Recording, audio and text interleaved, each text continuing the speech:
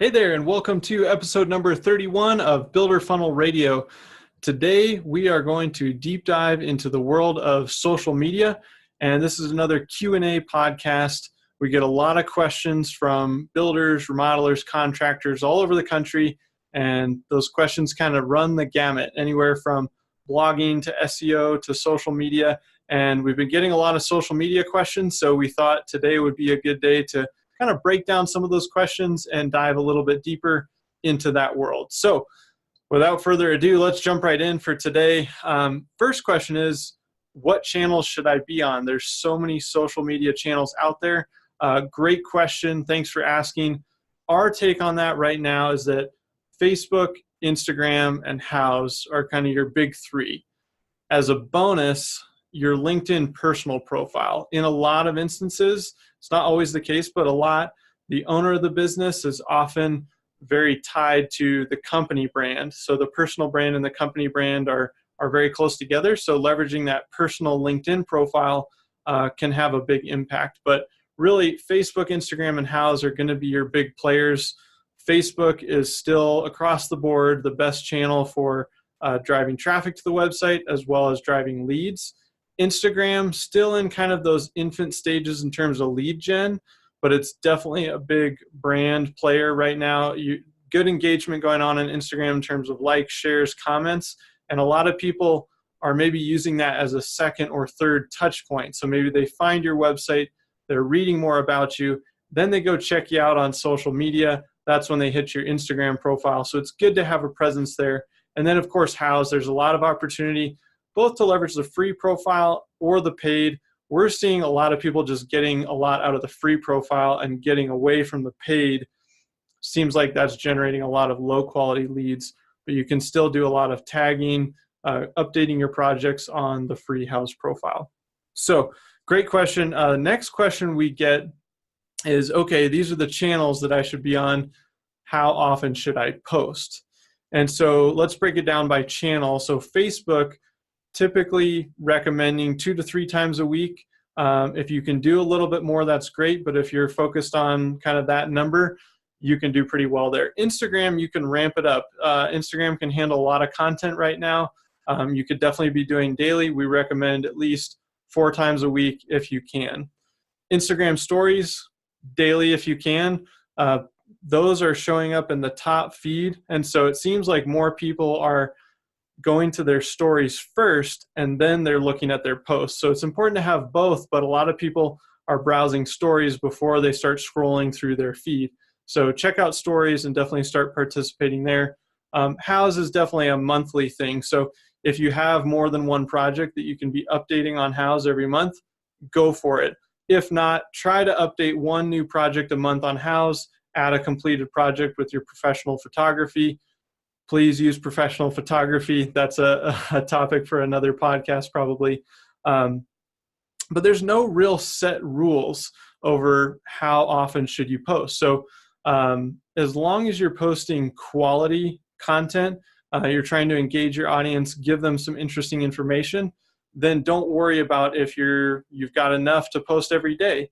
If you really can't get those 2 to 3 times a week, don't force it just to get something out there. So definitely put the focus on quality and then work on scaling the quantity and ramping up the volume of posts. So at the beginning, we typically start with 2 times a week, then work to 3, then work to 4, and get in that rhythm. And it's all about building the consistency versus, doing a sprint and getting, 5 posts a week out, and then the next week there's nothing. And then, you kind of forget about it, and then it becomes a hassle. So that's how we address that question of how often should I post. The next question we get is, how long should a post be? So again, let's break it down by profile here. On Facebook, you really have a wide range, and it's really as long as it takes to convey your message. So you might have a photo, and you could just put an emoji with the heart eyes on there, the smiling face, and maybe it's a kitchen and you're just trying to showcase an awesome photo. So it could be as short as just an emoji, or we've actually seen some pretty good success with taking blog posts, paring them down a little bit, but pretty much posting the full blog into a Facebook post. And that way people don't have to leave. They get all the content within their feed, and those have performed pretty well. So you definitely can scale from emoji length all the way up to a full blog post in length. In terms of video, you can actually upload up to a 45-minute length video natively on Facebook. Obviously, the shorter videos tend to perform better because people have short attention spans today. They might tune in for 10 seconds, 3 seconds.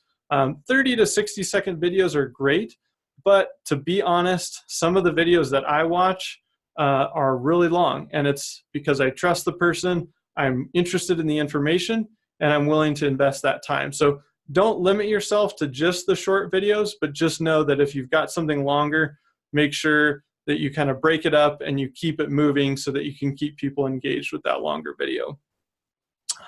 Instagram, let's talk about this.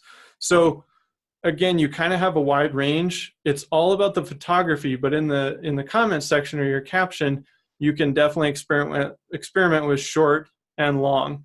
So personally, I've been experimenting with some longer posts, and I find that people respond to that pretty well. But then we'll also see some pretty good stuff with just the simple, couple of emojis, couple of words and an emoji, because it really is all about the photography. So definitely keep that in mind on Instagram. Facebook, you can get a little bit longer with your text, I think, in general. But again, test out a few different things, see if you're getting more engagement on longer or shorter posts. The other thing to think about with Instagram is not only your individual posts, but think about your grid. So when you go and look at your profile and you can see all your photos together, you might experiment with trying to organize those in a fashion. So maybe doing like a home tour. So maybe you've got, the kitchen, the basement, the bathroom, and you're kind of showing that tour in individual posts that you space out. So that way when somebody goes to your grid, they look at your profile, it's a little bit more aesthetically pleasing, and then they can see that at a glance and kind of go through multiple photos. So that's something else to consider. Hows, you definitely want to put some effort into those project descriptions. Yes, it's kind of annoying. You have to write up a project description, add a lot of details in about colors and products you used and all these different things, especially with the tagging, but it does help you improve your ranking in the Hows search engine. And again, if people are browsing on Hows, they're doing searches, it helps you show up and then find your profile and ultimately make it back to your website. So hopefully that answers that question about length. It was kind of an it depends answer and test, but that's a lot of what marketing is. We definitely see results with both styles of posts, both the really short with emoji and then the really long. I think it just depends on the type of content you're pushing out there. So test out a few things, and if something's really working on your page, try to replicate that a little bit more, but just note that you may have to mix it up periodically anyway, just for your audience for some variety. So the next question we get is, should you include hashtags in your post? So let's start on Facebook. Please, no hashtags on Facebook. Hashtags right now are actually in beta on Facebook stories. So the jury is still out there. If you really want to do some testing, go for it and start putting in some hashtags in the stories. But otherwise, leave your hashtags out on Facebook for now. Instagram, definitely go nuts with your hashtags. So this is actually your big chance to get found on Instagram through the Explore page. So using hashtags on the product, the type of project, kitchen, bathroom, exterior, design, trends, different hashtags around that. And then definitely don't forget about your local area. This is where you can start to attract people that are in your city, your town, your zip codes by using those hashtags. So definitely take advantage of hashtags on Instagram. Hows, no hashtags. There's tagging, which is different, but there's no hashtags there. And then as a bonus, if you are participating in LinkedIn, hashtags are kind of coming up to speed there. They've been around for a while, but people are actually starting to use those now. So you can definitely leverage hashtags, not as many as with Instagram. So maybe you pick 2 or 3 hashtags for your posts that are really relevant to your topic and what you're talking about. Hopefully that helps there. Got a bonus pro tip here. This is just kind of an add-on. This isn't a question, but in thinking about Facebook, avoid using links. And this may seem counterintuitive, like, hey, isn't the whole point to post links to Facebook so that I can drive people back to my website? So posting a blog as an example and linking back. Yes, that is the point. And yes, we talk a lot about this and we may sound a little hypocritical, but here's what we're finding. Facebook wants people to stay on Facebook. So they value posts that don't link out to other websites. So kind of a couple of workarounds and some creative ways that you can still incorporate your link, but still get the value out of those posts that Facebook is looking for. So an example is, let's say you have a blog post that you're trying to drive traffic to. Post the whole blog or a good chunk of the blog in as the post. And then in the comment, just be the first one to comment, link to the article there. It's kind of a workaround to get your link in, but Facebook will see that post as kind of just a generic text post, which hopefully they'll assign some more value to that, and it'll do better in the feeds and accessing more people. With a video or a slideshow, add the link in the video description versus linking out to the video. So upload the video natively, and then in the description, you can link out and get them back to your website. And then same with like a photo album. So upload your photography and then link from the project description back to your website, to your gallery, to your portfolio, that sort of thing. So hopefully that gives you some good advice on how you can get more traction inside of Facebook right now with kind of a workaround with those links. So that's what we've got for today. Again, these Q&A sessions are going to be a little bit quicker, a little more hard-hitting, hopefully addressing some of your questions. Again, if you have questions that you'd love for us to address, go ahead and send those to radio@builderfunnel.com. Go ahead and put questions in the subject line. If you can put your whole question in the subject line, great. If not, put some more detail into the email. We try to read all of those, and then we're handpicking those to feature here on the podcast.